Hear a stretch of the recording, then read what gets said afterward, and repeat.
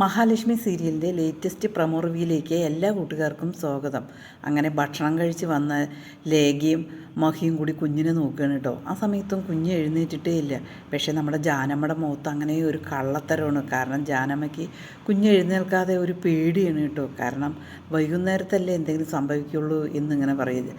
ജാനമ്മയുടെ പരുങ്ങൽ കാണുമ്പോൾ മഹി ചോദിക്കുന്നുണ്ട്, എന്താ ജാനമ്മേ മുഖമൊക്കെ വല്ലാതെ ഇരിക്കുന്നുണ്ടല്ലോ, എന്ത് പറ്റി എന്ന് ചോദിക്കുകയാണ് കേട്ടോ. അതേസമയം നമ്മളെ ലേഖ ഒരു ശരിയില്ലാത്തൊരു മുഖഭാവത്തോട് കൂടിയിട്ട് ജാനമ്മയെ നോക്കുന്നുണ്ട് കേട്ടോ. ലേഖയ്ക്ക് എന്നും എല്ലാവരെയും ഒരു സംശയമാണ്. കാരണം ലേഖയുടെ അനുഭവങ്ങളാണ് ലേഖയെ അങ്ങനെ ആക്കിയത്. അതേസമയം ജാനമ്മ പറയുന്നുണ്ട്, എന്താണെന്നറിയില്ല മോളെ, എനിക്കൊരു ഭയങ്കര വല്ലായിക, എന്തോ ഒരു തലവേദനയും പോലെയുണ്ട് എന്ന് പറയുന്നു കേട്ടോ. അത് കേൾക്കുമ്പോൾ മഹി പറയുകയാണ്, എന്നാൽ നിങ്ങൾ വീട്ടിലേക്ക് പോയിക്കോളീൻ എന്ന് പറയുകയാണ് കേട്ടോ.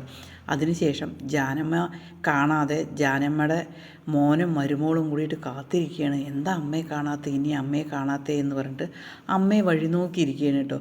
ആ സമയത്താണ് ജാനമ്മ അങ്ങോട്ടേക്ക് വരിക കേട്ടോ. ജാനമ്മ വന്നതും തന്നെ കരഞ്ഞുകൊണ്ട് പ്രാഗാണ് കേട്ടോ.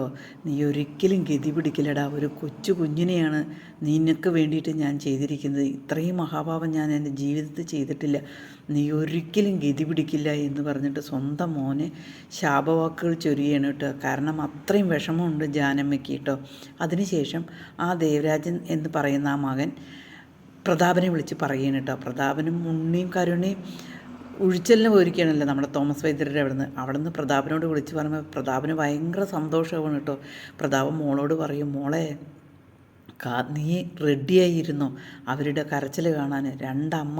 അമ്മമാരും മാറത്തടിച്ച് കരയുന്നത് നീ കാണാൻ വേണ്ടി റെഡിയായിരുന്നോ എന്നിങ്ങനെ പറഞ്ഞിട്ട് കരുണയോട് ഇങ്ങനെ പറയാണ് കേട്ടോ. പ്രതാപൻ എല്ലാം കഴിഞ്ഞിട്ടാണ് എന്നെ വിളിച്ചിരിക്കുന്നത് എന്ന് പറയുമ്പോൾ അത് കേൾക്കുമ്പോൾ നമ്മുടെ കരുണയ്ക്ക് ഭയങ്കര സന്തോഷമാണ് കേട്ടോ. അതികഠിനമായ സന്തോഷം വരികയാണ്.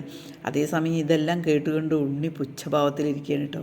നിങ്ങൾ എന്ത് ചെയ്താലും അതിൻ്റെ ലാസ്റ്റ് നിങ്ങൾക്ക് തന്നെ തിരിച്ചു വരും, അത്രേ ഞാൻ പറയുന്നുള്ളൂ.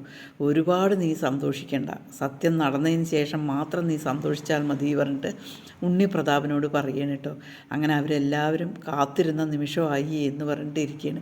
പക്ഷേ നമ്മുടെ നീലാംബരി മോൾക്ക് ഒന്നും സംഭവിക്കില്ല.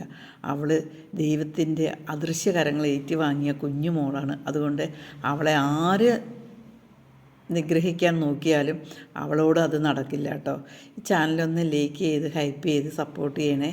വൈകുന്നേരം എപ്പിസോഡുമായി വീണ്ടും നമുക്ക് കാണാം.